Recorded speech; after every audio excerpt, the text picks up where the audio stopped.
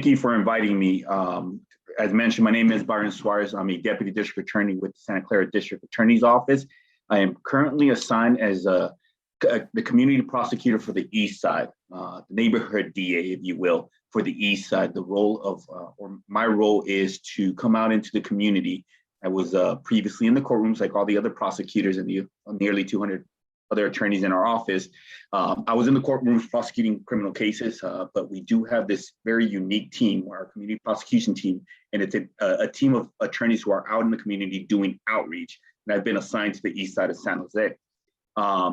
My role is to come out and I'm sorry, I do have a little one in here, but my role is to come out into the community and reduce juvenile crime is the primary goal I'm out here for.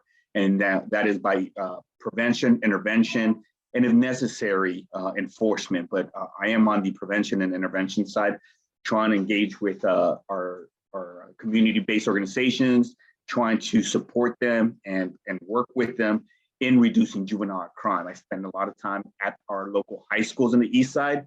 Currently, I have they've given me a little office space at Overfell High School, which is the high school I went to. I grew up in the East Side. I grew up across the street from Overfell. I also have office space at James Lick High School, again, here in the East Side. And the purpose of me being there is to connect with these young people and encourage them to make better choices, to stay in school, to attend school, to engage in the school, so that we can keep them away from the streets and away from criminal conduct. Another part of my roles out here is to empower the neighborhood, empower the community. So I use and leverage the authority of our office to connect the community to services and resources, to be that bridge a lot of times between the county and our communities. And finally, my role out here is to bring unique ways to solve issues in our community. Sometimes, and I've been at this role now for about 8 months, but there's problems that have been, plaguing the community, or the community's been dealing with for a while. And, our other partners, city partners, county partners have been trying to work on it. And sometimes bringing my office in, leveraging the authority of the prosecutor's office and finding a way to resolve those problems is helpful. One way that works is, for instance, and it's just an example, we have a wonderful partnership, code enforcement in the city, who are, citing a problem property. And, those are civil sites, and sometimes it's easier for those property owners to pay the fine and continue on doing what they're doing. My office and through the authority that's vested through us can come at it in a different way. We can, if this property has indeed become a public nuisance, use the penal code, the criminal code, and potentially file criminal charges. And that's a completely different ballgame. And so property owners are a little more, not a little more receptive, but they don't want to be in criminal court for what their actions are. And so then we have seen some positive changes in that. And then, being an attorney, being in an office with nearly 200 attorneys, we also have a vast connection to the legal field. And so there's sometimes neighbors and communities have legal questions, legal issues, and I myself in my office can come and bring in and make those connections to some of those legal services. So it's our team. There's 5 of us. I have the East Side, and we have a community prosecutor down in our South County, so Morgan Hill, San Martin, Gilroy area. We have a community prosecutor in the downtown and Washington, Cadillac, Winchester neighborhood. We have a community prosecutor who is focused in servicing our Vietnamese community, as they are not, set in a geographical location throughout our county. And so she's kind of oversees the services we can provide to our Vietnamese community. We have a community prosecutor who oversees truancy, because we find that if we could keep the kids in school, we can reduce crime. And so she focuses on truancy and working with the school districts and helping them keep the students engaged and at school. And then we have our supervisor who oversees the entire team. So again, that's what my role is to reduce juvenile crime on the front end. We don't want to see these kids in court. We don't want to see these kids incarcerated. So what is it that we can do for them, their families, the community, to reduce that. So intervention and prevention is the primary goal. At times there is enforcement aspect to it. So I do work sometimes with the police department, the sheriff's office, in trying to find, in trying to reduce the crime. And then the secondary, but just as important, is the empowerment and the bringing and leveraging the authority of my office to solve problems within the community. You know, as I gave examples, sometimes property owners will pay those fines. You know, we encourage our code enforcement to continue doing what they're doing, and we're just here to be to be a support and an asset to them and to the community. But sometimes it does reach that level where it is a public nuisance, and we can potentially file criminal charges. And so with that understanding, the property owners tend to be more receptive and try to do what it is, or become better neighbors and address some of those issues. I don't know if anybody has any questions. Like I mentioned, I grew up in the East Side, so I am very happy to be back in the East Side where I grew up. I grew up across the street from Overfelt. I attended East Side schools, Ocala Middle School, Overfelt High School. My parents, up until about 2 years ago, when they retired, were out still in the East Side of San Jose, actually, Aborn capital area. And so I have deep ties, deep roots with the East Side. A lot of friends and family still out in the East Side. And I am now blessed to be at Overfelt High School, where I was a high school student. So I'm, you know, there, and some of those students get to see somebody with similar backgrounds, upbringing, that looks like them, who's an attorney. And so that's, you know, an honor and privilege to be able to be there, same as with James Lick, and a privilege to be able to call into meetings like this, and to be able to go to neighborhood association meetings, to be able to go to business association meetings and offer our services and see how we can help. Right? And again, try to leverage the authority of our office to solve problems in maybe ways that others have not thought about or aren't able to because they don't have the authority of a district attorney's office. Well, thank you for what you do. We do have a couple of questions. First, I wanted to ask one. Could you give me a couple of examples of the outreach to, I guess, high schoolers? It's difficult for me to imagine what that would be like, so I'm just trying to get a sense of that. So you know, every instance is different, but yes, I have a couple of examples. Actually, one that's an amazing story so far. So I work with our intervention teams that the city has. Youth intervention teams, female intervention teams. I also work with our nonprofits who are dedicated to servicing the youth out there. And what I mean when I work with them is sometimes incidents happen at school. For instance, this young person brought a firework at school. And so my connection to that person was, hey, the DA is going to talk to you, and then explain to him, hey, you know, if somebody could have gotten hurt, this is how bad that could have looked. This is what it looks like if you were to get arrested. This is what it looks like if you were to end up in court. And so now I have his attention, right? Because there's this person in a suit or in this shirt, just talking to somebody who's not from the school. And then, but what's going on at home? What's happening with you? Why are you doing this? Yes, Mama. Sorry. Why are you, you know, not going to class? What is it that you need? And I find success because I think I'm able to connect with them. I find success, and I find, yeah, Emma's there. And I'm able to connect. Say hi. And I'm sorry, I don't have care for her right now. Yes. All is well. So you know what? If I do that, she will not be. All is okay. With this young man, he unfortunately was gang impacted and wanted to get out of that. So then, with my connection to the intervention teams, to the nonprofits, we were able to wrap around this young person and start servicing him and start giving him some of the things he was missing, maybe at home or at school. And I say this is a good example because I just got a picture of him at his first jiu-jitsu practice. So one of the interventionist individuals was able to get him to agree to go to these practices. So I'm not doing the intervention work, I'm not doing the case work, but I'm able to leverage my authority, come in and be like, hey, it could be this bad. What do you need? How can we help you so it doesn't get there? And I have found success in that. Other instances is some of these young people are not going to school. And so I come in with the truancy, it's against the law, and we could put a case on you and your parents, but what's happening? How can we help you? And a lot of them have opened up like, well, you know what? This is going on at home. I have to work. I'm working till 2, 3 in the morning. And so then connecting that family to services, because they, you know, our county, our city is doing, in my opinion, they're trying really hard to service our community, but there is sometimes a gap. There isn't that connection. And so now I discovered that this family is in need. Nobody knows it because the family doesn't know where to ask. And the kid just said, well, yeah, I can't go to school because I'm working. And so then I'm able to reach to, our county folks, our city folks, and let them know, hey, we have this family. They're, they can't afford rent for this month. There's no food.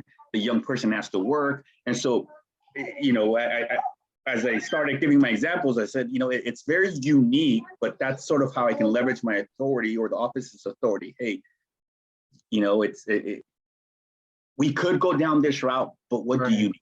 And then connecting them. And then now vice versa, right? These agencies are a little more receptive sometimes, right? The DA is calling, hey, I have a family, you think you could reach out to them.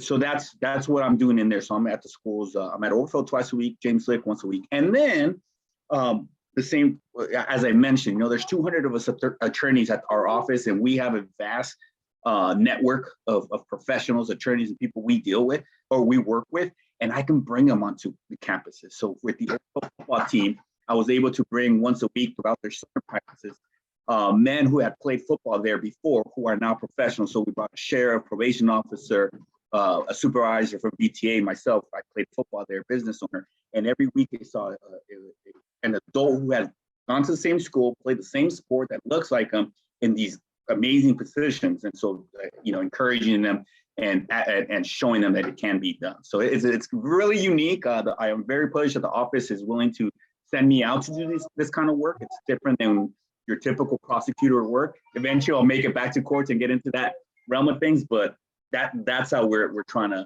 reduce juvenile crime. Positive connections, positive through positivity, intervention, and prevention. All right, thank you. It's an amazing program. It sounds like you help find solutions and alternatives. And ideally that always works out, and the examples you gave are great ones. So first, there's 3 people with questions. Paul Soto, you will go first. Let me see, I can make you a panelist. You could share your audio and or video, or you could leave them off and let me know if you want me to pose a question.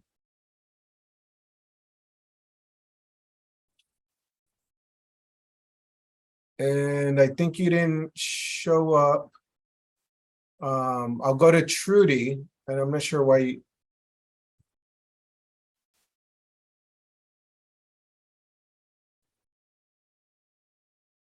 And if anybody would like for me to pose their question or comment, just use the Q&A feature.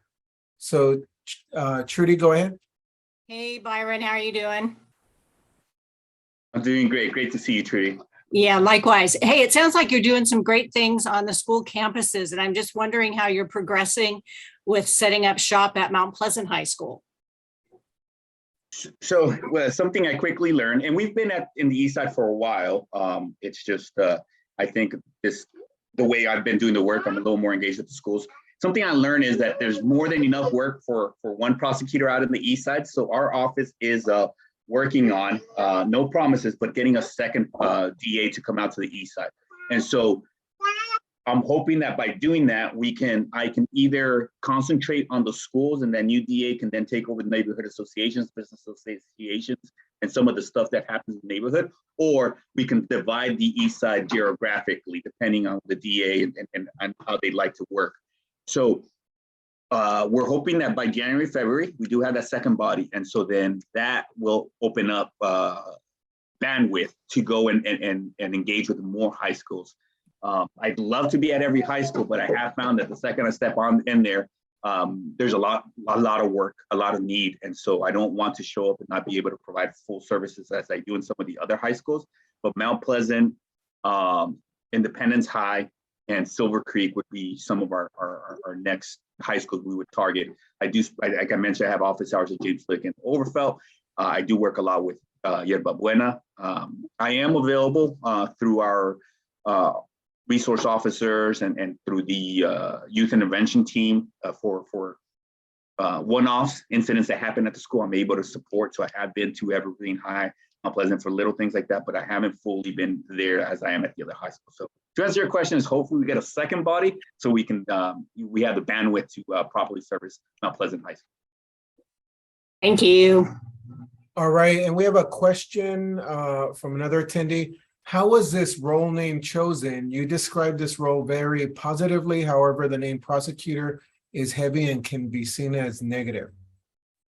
I have the same feeling, and if you've seen me or I've presented myself at other, I present myself as the community prosecutor, and immediately after say it's a terrible name.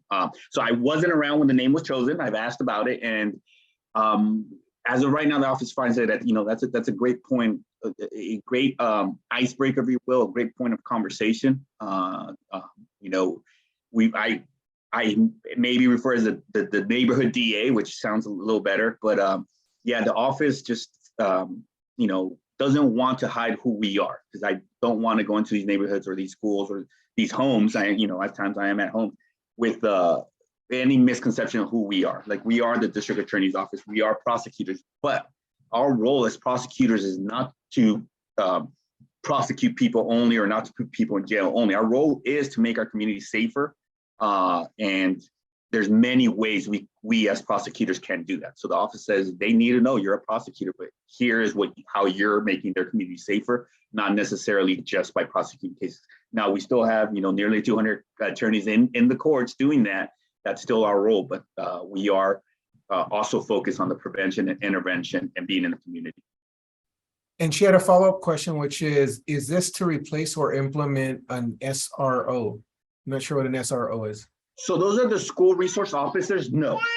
So school resource officers, and I was not part of the, I'm not part of those discussions, everything like that, but a school resource officer is somebody who's contracted by the school districts or the schools to provide security for their campuses. I'm not there to provide any security. I'm not there to arrest anybody. I'm not there to enforce any of the criminal laws like that. If something criminal happens, that still sounds APD, that's still a sheriff's office, depending on what jurisdiction we're talking about. So no, I'm not there to replace them or to do any of the work they would do if they were in the schools.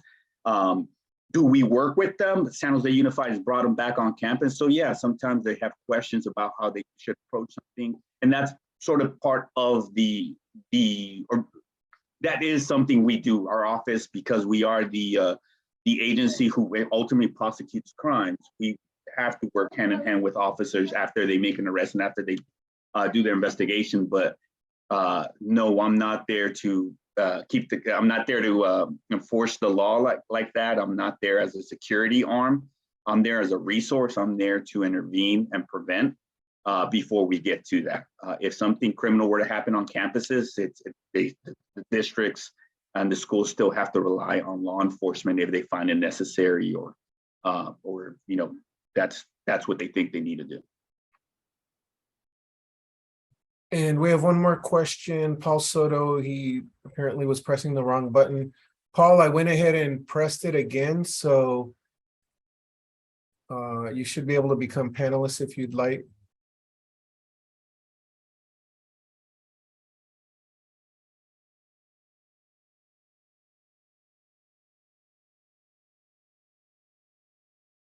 Go ahead, Paul, when you're ready. All right, cool, thank you. Yeah, my name is Paul Soto from the Horseshoe. First of all, I want to thank you for your participation in changing the perception of the prosecutor to a kind of like a social advocate within the context of the schools.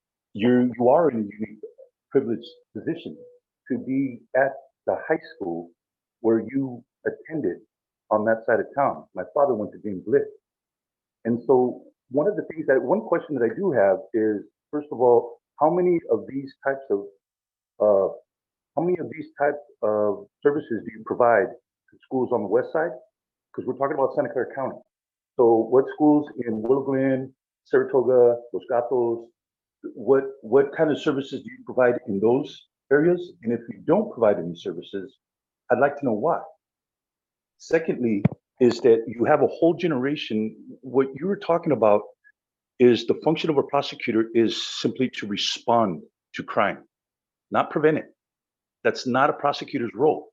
And so sometimes the public doesn't understand that. They only know what they know, but the prosecutor, his role in society is simply to respond to crime, not to prevent it. And so the prevention piece is the part that's missing, because what we've done is we have criminalized the symptoms of the conditions that we have been faced with and plagued by generationally. We have been prosecuting the symptoms of the generational neglect of resource allocation in particular areas. And it's predictable that what will surface from those areas because of that neglect, it's predictable what those outcomes will be. And what we've done as a society is we have criminalized those symptoms. And that's how we got the 3 strikes you're outlaw. And so you have a whole generation on the east side that is experiencing the generational impact of all of those men that were locked up on that side of town. That's just some of them. But also when we're talking about a problem with the child, the child doesn't have a problem. What's going on with them is a symptom. The problem, the actual problem, once you start digging deeper, is you find this commonality of poverty, of neglect, single parent homes, overcrowding in homes, lack of education. You have all of these things that are predictable markers, and you know what the outcome is going to be, but the county has not allocated the resources necessary in order to alleviate the barrios of these problems. I know, because I grew up in one. I'm from the Horseshoe. So my question to you, with all that said, is what directly can you state that is being done that is addressing that, so that we don't continue to have this generational impact of those conditions?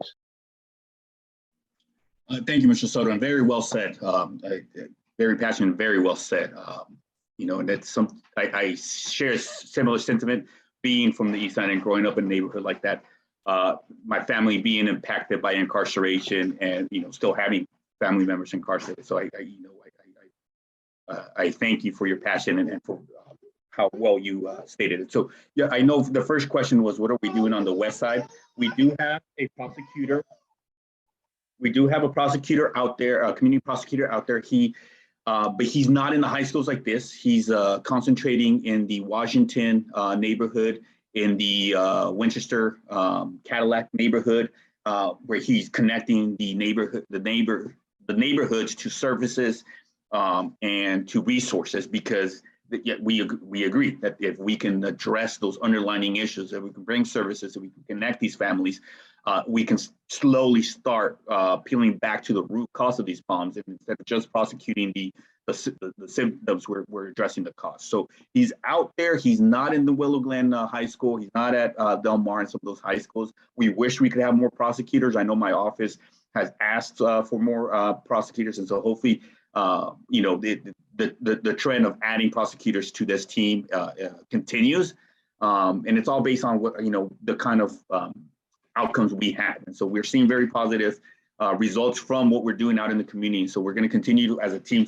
doing those things, so that if and when there's availabilities to add more members to our team, we will, because we know that it's a county-wide, we need those services. So like I mentioned, we are down in the South County, Gilroy, Morgan Hill, where there's a lot of communities that need these services and need to be connected. I am in the East Side, and hopefully we'll get a second in the East Side. There is somebody servicing the Washington neighborhood and the Winchester Cadillac neighborhood. So we kind of think of it as the West Side, but there's so much more need in the West Side, in the whole county. There's just not one neighborhood that needs more or less. It's just, as of right now, that's where we're at. But we are trying to address the root cause and not just the symptom. And that's what we're doing out here. And so when I have these conversations with these young people, it's not, okay, I'm going to arrest you, and this is what could ultimately be. It's, mijo mia, what's going on at home? What's going on in the community? What can we do? What can we connect your family with? What kind of services? What education can we bring to your home? And like I mentioned, I've been in homes, similar homes where I grew up, multifamily, really condensed living quarters. That's how I grew up. So I have I feel right at home when I walk into these homes and have those conversations with the mom and the dad. Hey, he's starting to show some symptoms of this and that. And so how can we help you? What can we do for you and your family? What can we do for you and your community? You know, when I go to these neighborhood association meetings, a lot of times they're bringing up those needs of resources, those underlining issues. If we don't address, then we're just going to repeat it, right? We're going to have another generation of young people with these symptoms, and you know, the system is set up to just address the symptoms. So that is part of the purpose of this team, is to move away from those traditional roles that you very eloquently explained, move away from those traditional roles of the prosecutor's office and get into the prevention, get into the intervention, understand that we do have authority, but let's leverage that authority. Our office does have a lot of authority. Let's leverage that authority to empower the community, to prevent, to intervene, and because that in the long run will have a longer impact when it comes to safety, which is the ultimate goal of law enforcement and the ultimate goal of a prosecutor's office. So that's what this team is. That's what this team is trying to do, is get to the root cause of these symptoms, you know, and not repeat the wrongs from generations past. All right, thank you. So thank you for making time, sharing this information. We'll be sure to share it so that many others know what your office is doing. Yeah, I hope you have a wonderful night. Thank you. I put my contact information on the chat, email, work cell phone, work number. Any further questions or any needs you may find out in the community, let me know. I can't fix all the problems, but at the very least, we can look at it and see if maybe somebody else within the city, the county, some other agency can help, if not our office.